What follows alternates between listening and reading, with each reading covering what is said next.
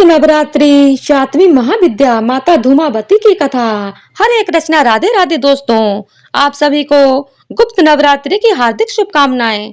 आप सभी पर माता रानी की कृपा सदैव बनी रहे। इसी शुभ मंगल कामना के साथ आज के वीडियो का शुभारंभ करते हैं। गुप्त नवरात्रि के 7वें दिन 10 महाविद्याओं में से एक माँ धूमावती की विशेष पूजा की जाती है।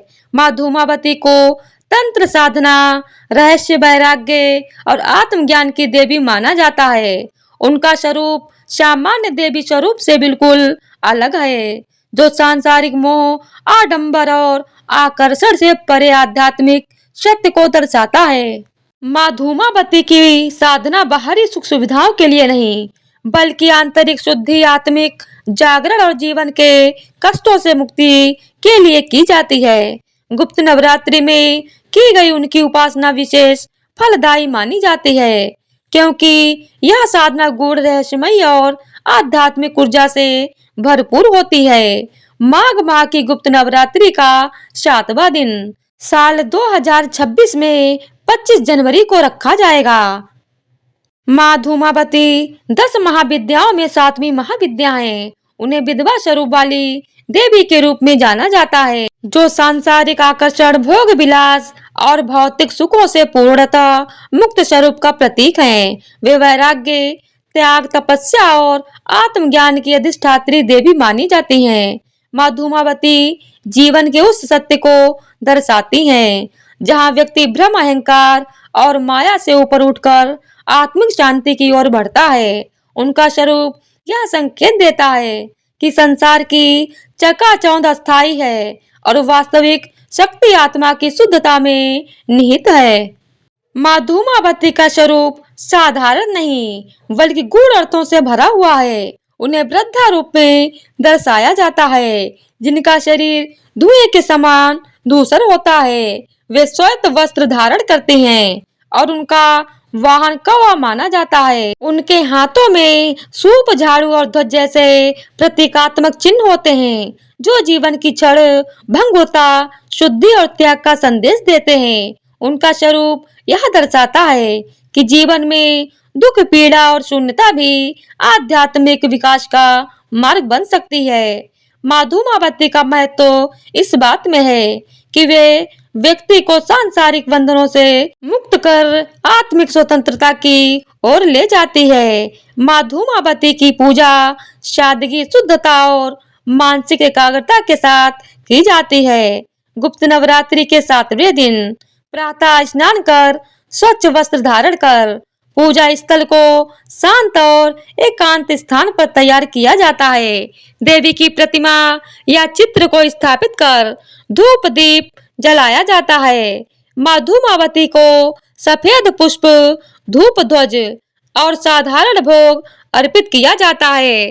पूजा के दौरान मन को शांत रखते हुए उनका ध्यान किया जाता है और मंत्र का जप किया जाता है।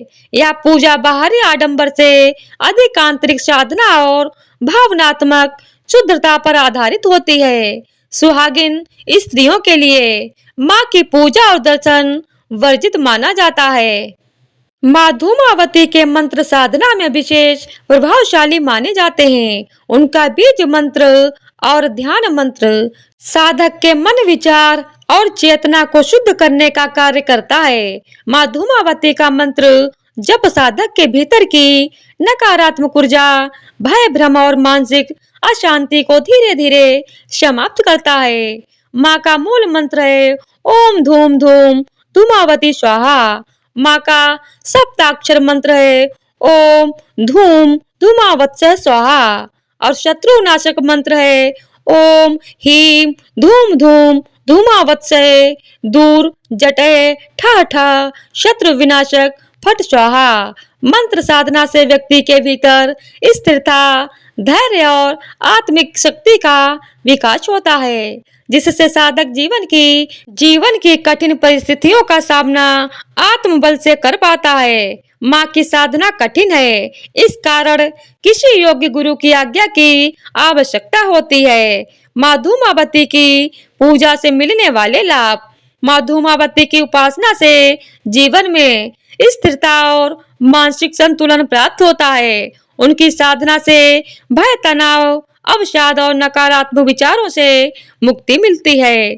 जो लोग जीवन में लगातार बाधाओं, दुख और मानसिक पीड़ा से गुजर रहे होते हैं, उनके लिए माँ धूमावती की पूजा विशेष फलदायी मानी जाती है। यह साधना व्यक्ति को भीतर से मजबूत बनाती है और आत्मिक शांति प्रदान करती है। साथ ही यह पूजा वैराग्य, संयम और आत्मज्ञान के मार्ग को प्रशस्त करती है। माँ धूमावती की उत्पत्ति की पौराणिक कथा। पौराणिक कथाओं के अनुसार माँ धूमावती को 10 महाविद्याओं में 7वां स्थान प्राप्त है। उनका स्वरूप और उत्पत्ति बाकी महाविद्याओं से बिल्कुल अलग मानी जाती है।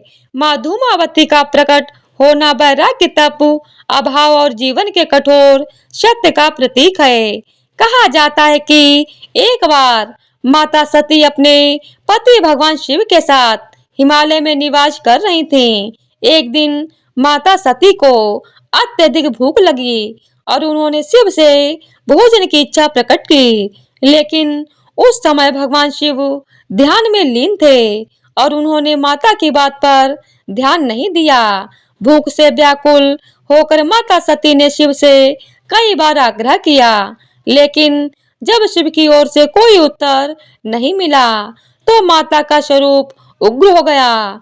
कथाओं में वर्णन मिलता है कि भूख और क्रोध के उस क्षण में माता सती ने स्वयं भगवान शिव को ही निगल लिया। इसके बाद माता का स्वरूप धुएं से भरा हुआ, उजड़ा हुआ और भयावह हो गया।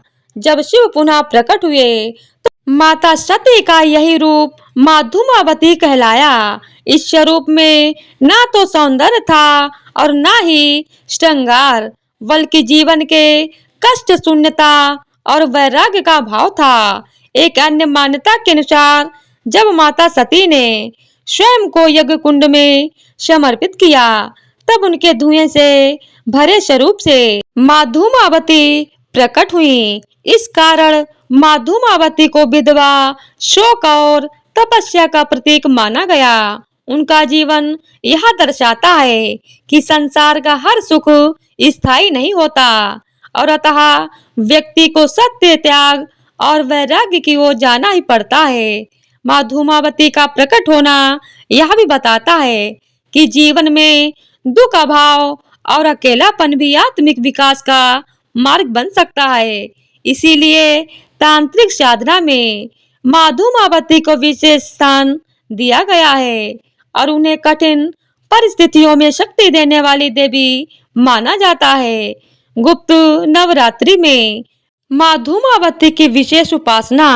गुप्त नवरात्रि में माँ धूमावती की उपासना का विशेष महत्व होता है, क्योंकि यह काल तांत्रिक साधना, रहस्यमयी उपासना और आत्मिक जागरण का समय माना जाता है। इस अवधि में की गई उनकी साधना गूढ़ शक्तियों को जागृत करती हैं और साधक के भीतर छिपी चेतना को सक्रिय करती हैं। गुप्त नवरात्रि की साधना व्यक्ति को बाहरी दुनिया से हटाकर आत्मिक मार्ग पर केंद्रित करती है, जिससे आत्मिक शुद्धि, आत्मबल और आध्यात्मिक उन्नति होती है। तो यह थी माता धूमावती की कथा। तो गुप्त नवरात्रि के 7वें दिन माता कालरात्रि की कथा सुनने का भी विधान है।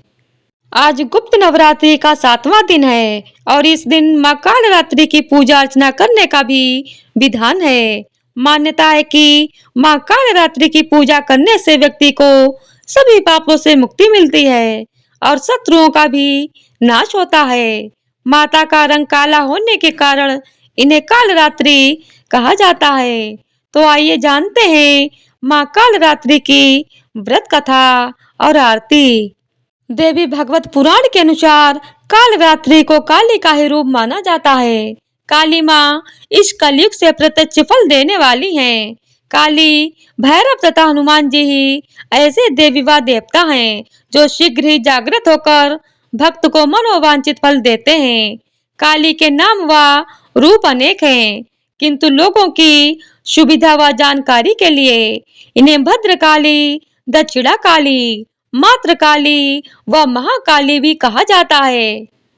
दुर्गा सप्तशती में महिषासुर के वध के समय मां भद्रकाली की कथा वर्णन मिलता है कि युद्ध के समय महाभयानक दैत्य समूह देवी को रणभूमि में आते देखकर उनके ऊपर ऐसे बाणों की वर्षा करने लगा जैसे बादल मेरुगिरी के शिखर पर पानी की धार की वर्षा रहा हो।